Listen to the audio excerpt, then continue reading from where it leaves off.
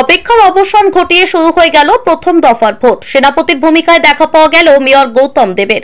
নির্বাচন কমিশনের ঘোষণা অনুযায়ী আজ থেকে সারা দেশ জুড়ে শুরু হলো প্রথম দফার ভোট। এই প্রথম দফায় অন্তর্ভুক্ত রয়েছে বাংলার 3টি জেলা। 3টি জেলার বিভিন্ন লোকসভা কেন্দ্রে চলছে নির্বাচন। এই লোকসভা নির্বাচন যাতে অবাধ এবং শান্তিপূর্ণভাবে হয় সেদিকে লক্ষ্য রেখে একাধিক পদক্ষেপ গ্রহণ করা হয়েছে নির্বাচন কমিশনের তরফে। সকাল থেকে উত্তরবঙ্গের বিভিন্ন লোকসভা কেন্দ্রে শুরু হয়েছে নির্বাচন প্রক্রিয়া, যার মধ্যে রয়েছে কোচবিহার, আলিপুরদুয়ার এবং জলপাইগুড়ি। নির্বাচনকে সামনে রেখে উঠে এসেছে একাধিক ঘটনা। শাসক বিরোধী সংঘাতে তপ্ত উত্তরবঙ্গ। এবার জলপাইগুড়ি জেলার নির্বাচনকে সামনে রেখে জলপাইগুড়ি জেলার ডাবগ্রাম ফুলবাড়ি বিধানসভা কেন্দ্রে ভোটে সেনাপতির ভূমিকায় দেখা পাওয়া গেল তৃণমূলের অন্যতম বর্ষীয়ান নেতা তথা শিলিগুড়ির মেয়র গৌতম দেবকে। তবে নির্বাচনে বিভিন্ন ভোট গ্রহণ কেন্দ্রে নয় কিংবা বিধানসভা এলাকাতেও নয়, একেবারে ডাবগ্রাম ফুলবাড়ি বিধানসভা কেন্দ্রের বাইরে তাকে লোকসভা নির্বাচনের উপর নজরদারি চালাতে দেখা গেল। শিলিগুড়ি পুর নিগমের অন্তর্গত 23 নম্বর ওয়ার্ডের কাউন্সিলর লক্ষ্মী পালের বাড়িতে নির্বাচন নিয়ে খোলা হয়েছে কন্ট্রোল রুম। একদম নির্বাচনের দিন সেখান থেকে বসেই লোকসভা নির্বাচনের সমস্ত বুথে নজরদারি চালাতে দেখা গেল শিলিগুড়ি পুর নিগমের মেয়র গৌতম দেবকে। বিগত বিধানসভা নির্বাচনে এই বিধানসভা আসনে লড়াই করে শিখা চ্যাটার্জির কাছে পরাজিত হন তিনি, কিন্তু পুর নির্বাচনে জয়ী হওয়ার পর মেয়র হন এবং বর্ধিত ওয়ার্ডগুলিতে ফের নিজের জমি ফেরাতে সক্ষম হন। কন্ট্রোল রুমে বসেই গোটা বিধানসভার ওপর নজরদারি চালান শিলিগুড়ি পুর নিগমের মেয়র গৌতম দেব।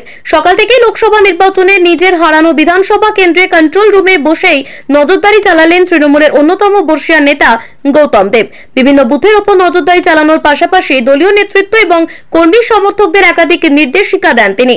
এদিন সংবাদ মাধ্যমের মুখোমুখি হয়ে তিনি জানান, বেশ কয়েক জায়গায় ইভিএম খারাপ হওয়ার অভিযোগ ছিল, সেগুলি পরিবর্তন করা হয়েছে। কেন্দ্রীয় বাহিনী নির্বাচন ধীরে করে দিচ্ছে। আমরা নির্বাচন কমিশনে অভিযোগ জানিয়েছি, তবে আমরা শান্তিপূর্ণ ভোট করাতে বদ্ধপরিকর।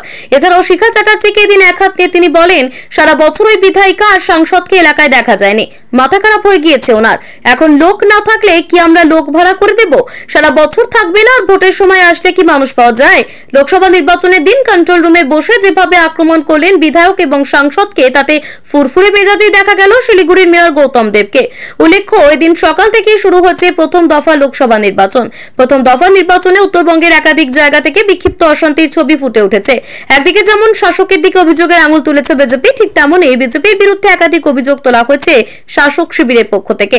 তবে প্রথম দফা লোকসভা নির্বাচনকে কেন্দ্র করে যেভাবে উত্তপ্ত হয়ে উঠছে উত্তরবঙ্গ, তা অত্যন্ত চিন্তার বিষয় নির্বাচন কমিশনের কাছে। তবে উত্তরবঙ্গে যেভাবে সকাল থেকে শাসক বিরোধী সংঘাতে আহত হয়েছেন শাসক বিরোধী শিবিরের একাধিক নেতৃত্ব এবং কর্মী সমর্থকেরা, সেখানে জলপাইগুড়ি লোকসভা কেন্দ্রে সকাল থেকে বিভিন্ন বুথে সেনাপতির ভূমিকায় নজর রাখছেন শিলিগুড়ির মেয়র গৌতম দেব। এই ছবি পরিষ্কারভাবে ফুটে উঠল সংবাদ মাধ্যমের ক্যামেরায়।